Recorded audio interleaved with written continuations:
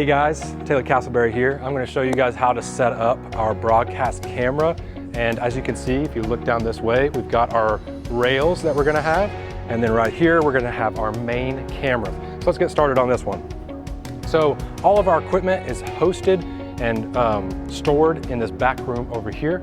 So in the beginning of the day, right around 12, we'll meet, and then you'll come into that room and put everything back here. So this right here is where we keep all of our camera cases. We have one case per camera in each section. All right, so first things first, now that you see that we got this, we'll move over here. We're gonna set up our tripod. We want our tripod to be this leg out first. It just needs to have a leg facing outward and not a leg facing inward. You don't want it like this because whenever you're sitting down, your foot can tap that. You don't want that to happen. So you take it right there, boom, set it like that. Unpop all of these.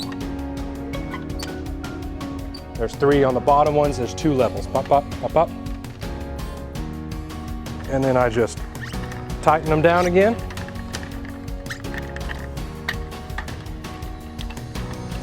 And you may have a different way. This way works for me. So, and then I look at it, make sure that we're good. Okay, now we can put the camera on top of it.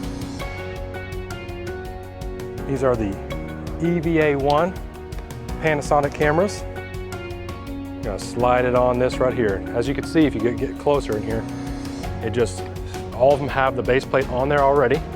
You put it on there and slide forward, and you'll hear a click.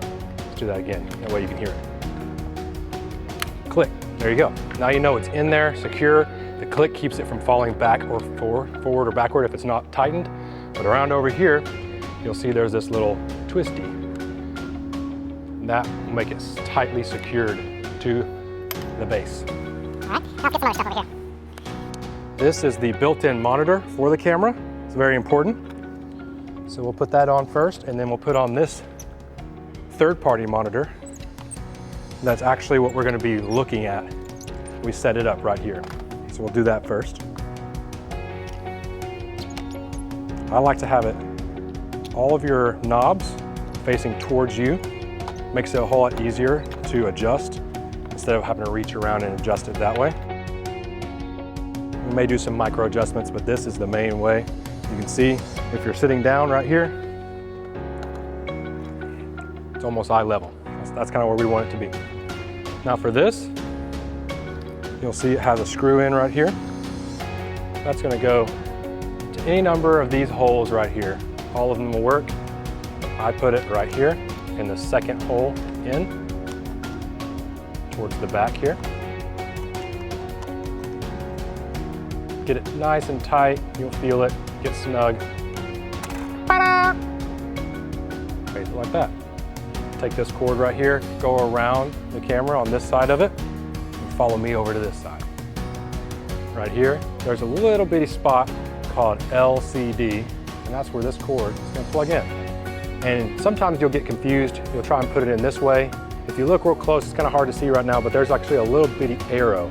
That one will be facing towards you, and you'll know you're actually putting it in there the right way. Once you pop that little plastic piece off, it'll just fit or not. Oh, you hear it click and everything. It fits nice and snug right on there. This right here is lights that we use on top of the camera so that the communicator on the stage will know that this is the camera that they want to look at if they're going to connect with our online audience. So as you can see right now, it'll actually go boop, connects like that. Just 2 little red lights. When we get some gaff tape, I usually just roll it up a little bit and slap it right on top of here. Now we go to the power sources. This little brick thing here is the power for our camera. So we'll unroll that. Okay. And it connects right here. The lowest part on the right-hand side of the camera, it says DC in. Pop that open right there, DC 12 volt in.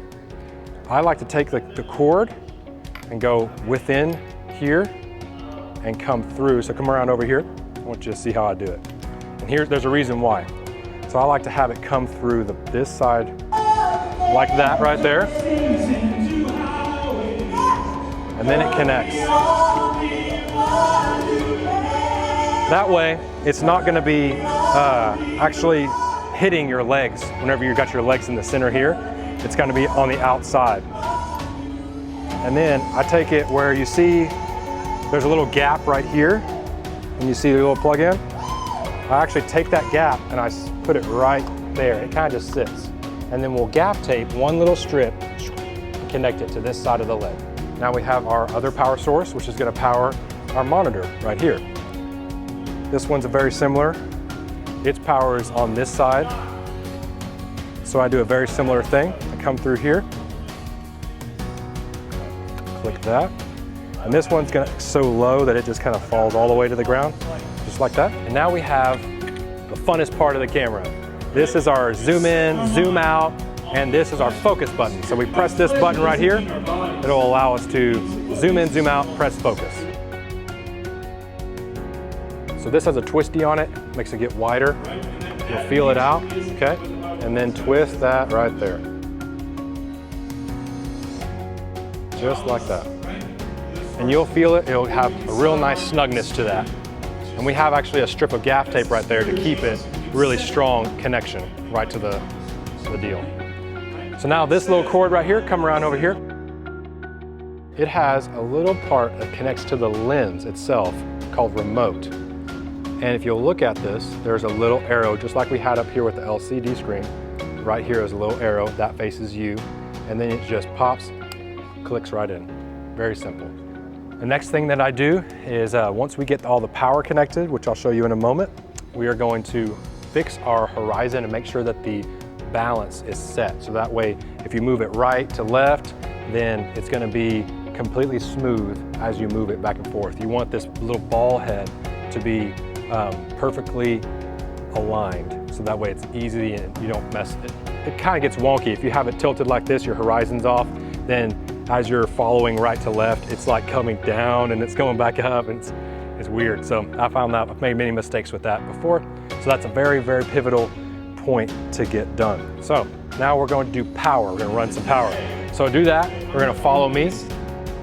Okay, so in this scenario, this is great. I'm glad this is happening. So we don't use everything every week. Sometimes we have special stuff. So right now we have some stuff that's going to stay in here, but our power cables and the sled that actually sits on our rails is in, I believe, this one.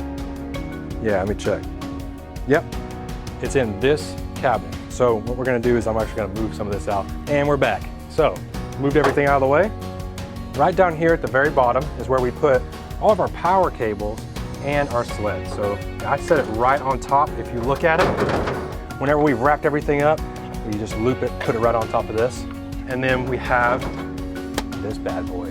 Man, isn't she a beaut? Okay, let's go with this.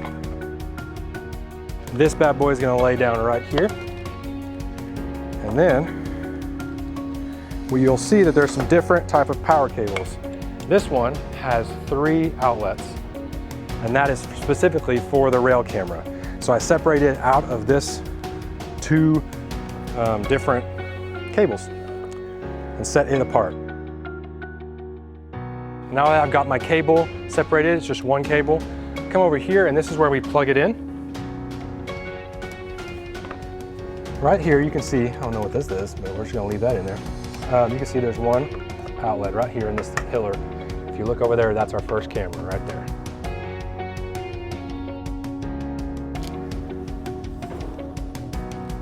Slide it underneath the poles.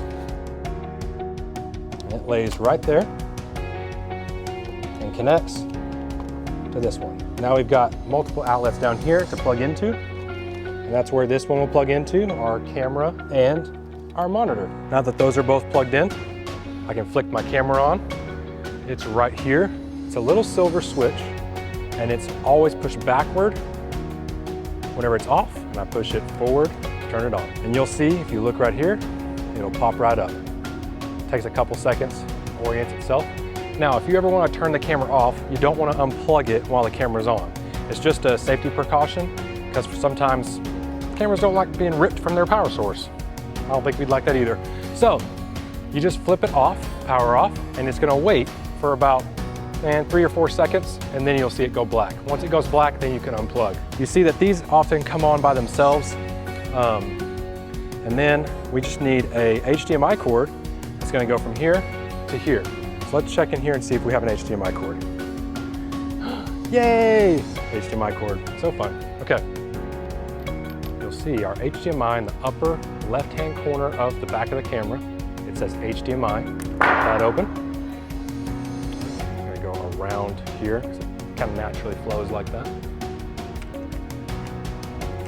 Boom, and it just clicks right on. Maybe it goes on the bottom one. Am I wrong? It's on the bottom one. Correction. We'll put a little ding thing that shows that. Okay. Now we can see, looking at it, it's all on. I'll show you the settings and what we want them to be every single time. We want it to be 1920 by 1080. This says scene, so the SCN1, that's a color setting. We want that to be scene 1. And then we want it to be set to MOV 422L. And then down here, it's our shutter speed. It's at 1/60th, so 160.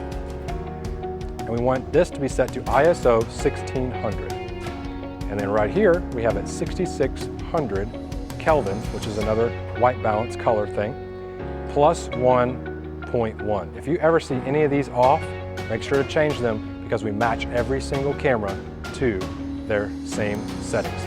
This right here is the one that's most frequently changed. It's T, this is called T, and it's the actual T stop. It is our aperture of our lens. We want that to be 6.0. So how to change that is to come around here to our lens, and you'll see right here, it's the first wheel. There's 1 wheel, 2 wheel, 3 wheels. The first wheel will change our aperture, or iris. So come around over here and you'll see the big change that happens when I change this. So it was set to 8.8, looks like that. Whenever I go back down to 6, you see how it's so much brighter. That's what we want. We want it to be 0.6. So those are the settings of the camera. Last thing that I usually do is I change my orientation. If you look up here really closely, you can see that there's like this little yellow blue thing on each side.